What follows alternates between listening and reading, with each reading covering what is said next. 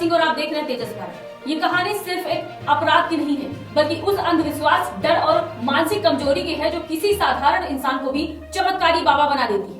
ये कहानी है महाराष्ट्र के नासिक के तथाकथित ज्योतिषी और खुद को तांत्रिक बताने वाले अशोक खरात की, जिसने आस्था को हथियार बनाकर कई जिंदगियां बर्बाद कर दी। मीडिया रिपोर्ट्स के मुताबिक अशोक खरात बाहर से एक चमत्कारी बाबा के रूप में अपनी पहचान बना चुका था। उसके पास बड़े बड़े नेता, अफसर, यहाँ तक कि पुलिस अधिकारी भी अपने भविष्य के बारे में जानने पहुँचते थे। उसका प्रभाव इतना ज्यादा था कि लोग उसकी हर बात को सच मानने लगे थे। लेकिन इस चमक धमक के पीछे छिपा था एक बेहद खतरनाक और घिनौना सच। अशोक खरात का मामला हमें एक कड़ा सबक देता है। हमें ये सिखाता है कि आंख मूंद कर किसी पर भी भरोसा करना कितना खतरनाक हो सकता है। आस्था और विश्वास अपनी जगह सही है, लेकिन जब ये अंधविश्वास में बदल जाए तो यही हमारी सबसे बड़ी कमजोरी बन जाती है। आपको बता दें कि अशोक खरात ने अपने ऑफिस को इस तरह से तैयार कर रखा था कि वहां जाते ही किसी भी व्यक्ति के मन में डर पैदा हो जाए। कमरे में नकली सांप, अघोरी सामान और रहस्यमयी वातावरण बनाया जाता था। इतना ही नहीं, वो एक खास डिवाइस और मोबाइल ऐप का भी इस्तेमाल करता था, जिससे लोगों को आत्मा की आवाज सुनाई जाती थी। ये सब एक सोची समझी चाल थी, ताकि सामने वाला पूरी तरह उसके प्रभाव में आ जाए। जब कोई व्यक्ति, खासकर महिलाएं, उसके जाल में फंस जाती थी, तब शुरू होता था उसका असली खेल।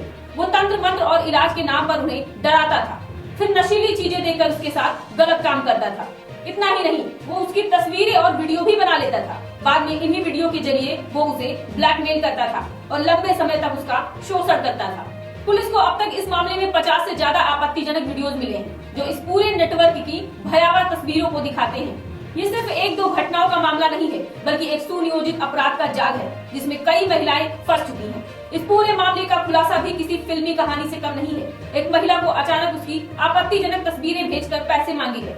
शुरुआत में उसे लगा कि ये AI बनाई गई नकली तस्वीरें हैं, लेकिन जब उसे उसका असली वीडियो दिखाया गया तो उसके पैरों तले जमीन खिसक गई। इसके बाद उसने हिम्मत दिखाते हुए पुलिस में शिकायत दर्ज कराई। जांच शुरू हुई तो परत दर परत इस बाबा की असलियत सामने आने लगी। पुलिस को पता चला कि सिर्फ एक नहीं, बल्कि कई महिलाएं उसकी शिकार बन चुकी हैं। कुछ मामलों में आरोप है कि उसने बार बार दुष्कर्म किया और दिव्य शक्तियों का डर दिखाकर पीड़ितों को चुप रहने के लिए मजबूर भी किया गया। सबसे चौंकाने वाली बात ये रही कि अशोक खरात की पहुंच बेहद ऊंचे स्तर तक थी। कहा जा रहा था कि नेता, अफसर और यहाँ तक कि कुछ सामाजिक संगठनों से जुड़े लोग भी उसके संपर्क में थे। यही वजह थी कि इतने लंबे समय तक उसकी करतूतें सामने नहीं आ सकी। अगर उसके अतीत की बात करें तो वो पहले मर्चेंट नेवी में काम करता था, लेकिन बाद में उसने बाबा का रूप धारण कर लिया और धीरे धीरे करोड़ों का साम्राज्य खड़ा कर लिया। पिछले लगभग 20 सालों में उसने लोगों की कमजोरियों, डर और अंधविश्वास का फायदा उठाया, अपना खेल जारी रखा। वहीं अब तक उसके खिलाफ कई मामले दर्ज हो चुके हैं। एक महिला ने पहले दुष्कर्म की FIR दर्ज करवाई, जिसके बाद 2 और महिलाओं ने यौन उत्पीड़न का आरोप भी लगाया। इसमें से एक मामला उसके ही पूर्व कर्मचारी की पत्नी से जुड़ा हुआ है, यानी उसने भरोसे और रिश्तों की भी कोई परवाह नहीं की। 18 मार्च को पुलिस ने अशोक खरात को गिरफ्तार कर लिया। अदालत ने उसकी पुलिस हिरासत 29 मार्च तक बढ़ा दी गई।